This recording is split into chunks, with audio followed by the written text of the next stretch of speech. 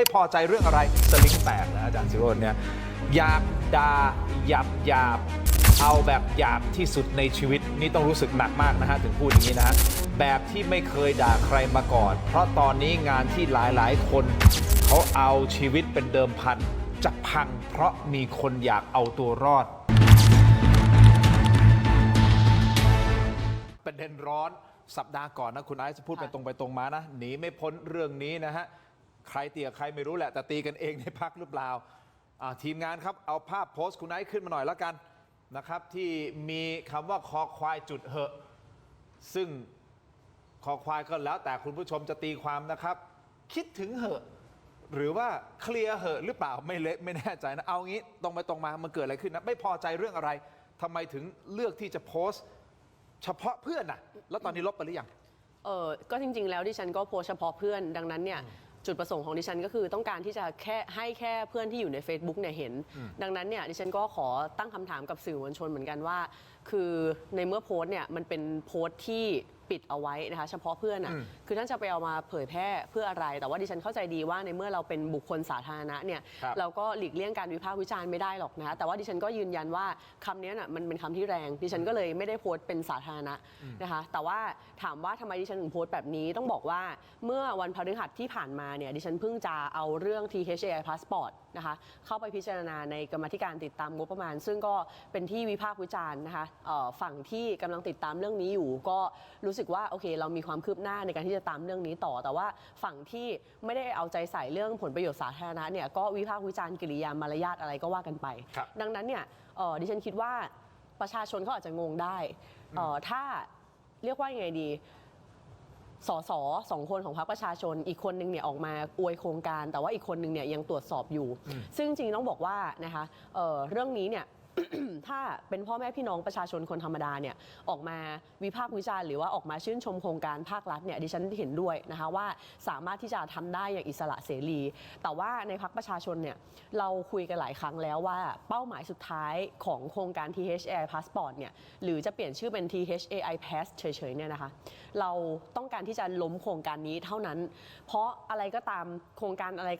การภาครัฐหรือว่าอะไรก็ตามที่มันมีจุดเริ่มต้นมาจากการที่สอทุจริตคอร์รัปชันสอล็อกสเปคเนี่ยมันไม่ควรจะได้ไปต่อตั้งแต่แรกดังนั้นเนี่ยสิ่งที่รัฐบาลสิ่งที่รัฐมนตรีว่าการกระทรวงดีหรือสิ่งที่ผู้มีอำนาจต้องการมากที่สุดก็คือต้องการที่จะดึงเราออกไปจากเรื่องล็อกสเปคออกไปจากเรื่องทุจริตคอร์รัปชันแล้วให้ไปพูดถึงเรื่องความคุ้มค่าเพราะว่าเมื่อไหร่ก็ตามที่สามารถดึงบทสนทนาของประชาชน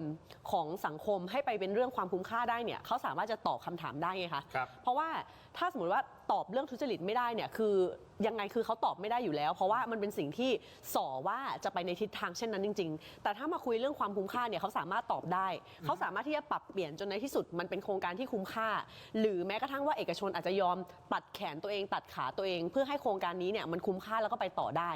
แต่ประเด็นมันไม่ได้อยู่ที่คุ้มค่าหรือไม่ไงคะประเด็นอยู่ที่โครงการนี้เนี่ยจุดเริ่มต้นคือมันส่อว่ามีการเริ่มโครงการไปตั้งแต่ก่อนที่ TOR จะออกมาคุณกำลังจะบอกว่า กระดุมเม็ดแรกก็กลัดผิดแล้วมันไม่ควรจะไปต่อถูกต้องและกลัดผิดนี่คือกำลังจะบอกว่าเฮ้ยมันน่าสงสัยนะว่าอาจจะมีการล็อกกันหรือเปล่าถูกไหมถูกต้องก็เลยบอกมันไม่ควรจะไปต่อคือจะบอกว่าดิฉันเนี่ยไม่กลัวที่จะถูกฟ้องนะจะบอกว่าดิฉันกล่าวหาเลยก็ได้เพราะว่าตั้งแต่เริ่มแรกที่ดิฉันพูดถึงโครงการนี้มาเนี่ยดิฉันก็กล่าวหามาตลอดนะคะว่ามันมีความผิดปกติดังนั้นเนี่ยดิฉันคิดว่าการที่ออกมาสื่อสารแล้วมันเป็นไปในคนละทิศทางเนี่ยพ่อแม่พี่น้องประชาชนอาจจะงงได้ว่าจุดยืนของพรรคประชาชนเนี่ยเป็นยังไงนะคะแล้วดิฉันก็ต้องบอกว่าพวกเราทุกคนที่เอาตัวลงมาทำโครงการนี้ทุกคนเดือดร้อนหมดนะคะไม่ว่าจะเป็นสสหรือว่าเป็นคนที่อาจจะไม่ได้ออกตัวไม่ได้เป็นสสแต่ว่าทุกคนเนี่ยถูกคุกคามไม่ในรูปแบบใดก็รูปแบบหนึ่งและทุกคนก็ได้รับผลกระทบไม่ในทางคดีก็ในทางชีวิตส่วนตัวหรือในทางธุรกิจทั้งหมดดังนั้นเนี่ยดิฉันคิดว่าสิ่งที่เราต้องทำก็คือว่าต้องตั้งหน้าตั้งตาเดินหน้าเรื่องนี้ต่อนะคะไม่ใช่ว่าพอคุณเรียกว่าไงอ่ะพอคุณก้าวเท้าไปแล้วสะดุดหรือว่าเจอต่อแล้วเนี่ยคุณเดินถอยหลังก้าวหนึ่งอันนี้ดิฉันก็คิดว่ามันเป็นสิ่งที่ส่วนตัวดิฉันรับไม่ได้คุณถึงโพสต์ท่านบอกว่าคนเขาเอาชีวิตเป็นเดิมพันจะพังเพราะมีคนอยากเอาตัวรอด คุณกำลังจะสื่อแล้วฮะกำลังจะสื่อว่ามันมีคนที่เอาละตัวเองอาจจะสะดุดเอาตัวรอดก่อนละเลยเปลี่ยนฝั่งอย่างนี้เหรอฮะ ดิฉันต้องอธิบายเพิ่มเติมอีกเหรอคะคืออ่านแล้วก็น่าจะสื่อสารตามนั้นตรงตัวอยู่แล้ว โทษทีนะฮะในพรรคของคุณเองไม่คุยกันเลยเหรอฮะ คุยค่ะ ก็ดิฉัน หมายถึ คุ ง ย ว่า แล้ว แต่ละคน ดิฉั ที่ โพสต์ แบบว่า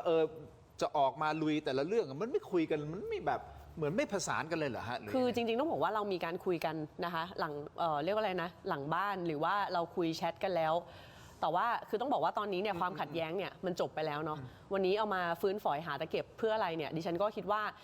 พูดไปเนี่ยมันอาจจะเป็นการอธิบายถึงอารมณ์ในวันนั้น แต่ว่าวันนี้เนี่ยเราก็คุยกันเป็นที่เรียบร้อยแล้วแหละแต่แค่อธิบายให้ฟังเฉยๆว่าสถานการณ์วันนั้นเนี่ยมันเกิดอะไรขึ้น ถามว่าเรามีการคุยกันเบื้องหลังไหมนะคะเราคุยกันตลอดอยู่แล้ว เวลาที่พักเราเนี่ยจะทำอะไร แต่ก็ต้องบอกว่าก็เพราะคุยแล้วนั่นแหละค่ะมันถึงออกมาเป็นบทสนทนาแบบนั้น คุณผู้ชมครับก่อนที่จะไปที่อาจารย์ศิโรจน์ผมขออ่านอีกครั้งหนึ่งคุณเขียนนี่แสดงว่าคุณต้องแบบเดี๋ยวภาษาวัยรุ่นเขาใช้อะไรนะสลิงแตกแล้วอาจารย์ศิโรจน์เนี่ยอยากด่าหยาบเอาแบบหยาบที่สุดในชีวิตนี่ต้องรู้สึกหนักมากนะฮะถึงพูดอย่างนี้นะฮะแบบที่ไม่เคยด่าใครมาก่อน เพราะตอนนี้งานที่หลายๆคนเขาเอาชีวิตเป็นเดิมพันจะพังเพราะมีคนอยากเอาตัวรอดอาจารย์ศิโรจน์แค่โพสต์เนี่ยถ้าวันนี้คุณไอซ์ไม่ได้นั่งอยู่อาจารย์ศิโรจน์จะวิเคราะห์โพสต์นี่ยังไง ก็โพสต์มันก็แรงอยู่แล้วครับ อ่านก็เข้าใจตรงกัน แสดงว่ามันมีคนที่การเอาตัวรอดอยู่ อันนั้นผมตอบไม่ได้นะครับ แต่ว่าแน่นอนว่าตอนที่คุณไอซ์โพสต์เขาคงจะรู้สึกแบบนั้นนะครับ ผมว่ากลับไปตรงนี้ก่อนแล้วกันก็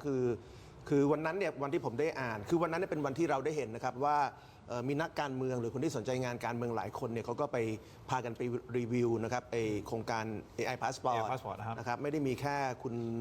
ป้อม อาวุธนะครับมีคุณอ้อการดีก็ไปนะครับแล้วก็มีคนที่ทำงานสายไอทีจำนวนหนึ่งก็ไปนะครับเราเข้าใจว่ารัฐบาลเขาคงมีการให้คนเราเนี่ยได้ลองใช้รีวิวนะครับได้ลองใช้ AI ของ AI Passport ของรัฐบาลกันว่ามันเป็นโครงการที่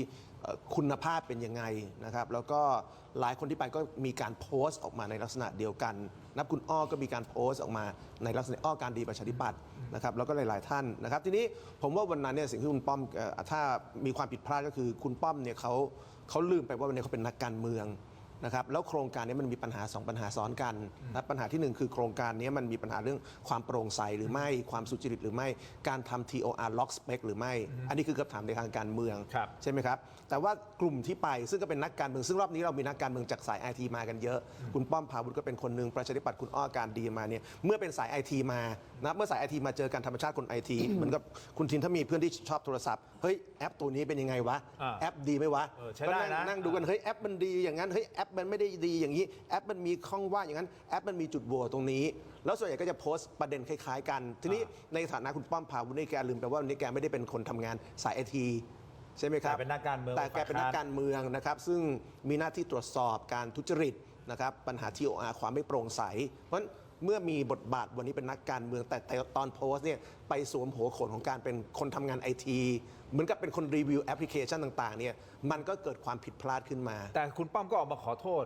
ครับ ว่าโอเคอาจจะแบบเผลอเลยที่อย่างที่บอก ใช่ ในเหตุผลของ ใช่ อาจารย์คืออาจจะมองในมุมไอทีมากเกินไปจนลืมจุดยืนของตัวเองแล้วบอกจะพยายามที่จะทำงานให้หนักขึ้น ให้รอบคอบมากยิ่งขึ้น เพื่อพิสูจน์ตัวเองด้วยผลงานนับจากนี้เป็นต้นไป ครับ อันนี้โพสต์คุณป้อมภาวนี่รับได้ไหมฮะสำหรับมุมของอาจารย์ที่มองจากคนนอกนะไม่ใช่คนของประชาชนยังไม่ได้ถามคุณไอ้นะแต่อย่างเงี้ยพอรับได้ไหม ผมว่าเขาก็ยอมรับนะครับว่าเขาก็ลืมไปนะครับว่าวันนี้เขามีฐานะเป็นนักการเมืองไม่ใช่เป็นคนที่ทำงานด้านไอทีเพราะว่าการมองเรื่องต่างๆในฐานะสถานะคนละแบบมันไม่เหมือนกันใช่ไหมถ้าเราเป็นนักการเมือง เราคิดว่าโครงการมีปัญหาเรื่อง TOR ครับ เราคิดว่าโครงการมีปัญหาเรื่องคอร์รัปชันนะครับหรือการล็อกสเปคเนี่ยการสื่อสารมันก็ต้องชัดตรงนั้น ครับ นับแต่เกิดแน่นอนว่าถ้าเกิดเรามองว่าเราเป็นคนสายไอทีเราจะคิดว่าเราอยากรีวิวแอป อันนั้นก็อีกเรื่องหนึ่งใช่ไหมสองเรื่องนี้สถานะไม่เหมือนกัน ผมว่าโพสต์ของคุณป้อมเนี่ยก็แปลว่าแกก็ยอมรับว่าแกก็ลืมไปว่าวันนี้สถานะแกคือเป็นสส ครับ นะครับเป็นสมาชิกพรรคการเมืองซึ่งกำลังตรวจสอบความทุจริตหรือความสุจริตของโครงการอยู่ ครับ ไม่ได้มีหน้าที่ในการไปรีวิวคุณภาพของแอปพลิเคชันหรือของโปรแกรมหนึ่งโปรแกรม โอเค ใด ก่อนที่จะกลับไปที่คุณไอซ์นะครับ มันมีข่าวลือนะครับคุณผู้ชมย้ำว่าเป็นข่าวลือเฉยๆนะครับเขาบอกว่าเรื่องนี้มันอาจจะมีอะไรอยู่เบื้องหลังหรือเปล่า มันมีการแอบไปดีลหลังบ้าน หรือว่ายอมเกี้ยเสียกับฝั่งรัฐบาล เหมือนเป็นการโพสต์อวย โครงการเพื่อแลกกับผลทางคดีอะไรบางอย่างหรือไม่อาจารย์คิดเห็นอย่างไร ผมไม่เชื่อ เป็นไปได้ไหม ผมไม่เชื่อเรื่องนี้เลยนะครับ ไม่เชื่อ ผมคิดว่าเรื่องนี้คดีไปต่อไม่ได้อยู่แล้วด้วยซ้ โอเค ำโอกาสที่คดีเรื่องนี้จะไปต่อนี่ผมคิดว่ายังน้อยยังยากอยู่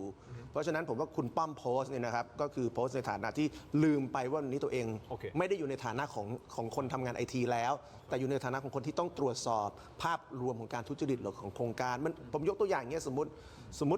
วันนี้พรรคประชาชนตรวจสอบเป็นโครงการเขื่อน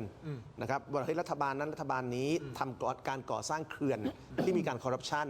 นะครับแล้วบังเอิญมีสสพรรคประชาชนคนหนึ่งนะครับเคยทำงานกรมชลประทาน มาโพสต์ว่าเฮ้ยเขื่อนเนี้ย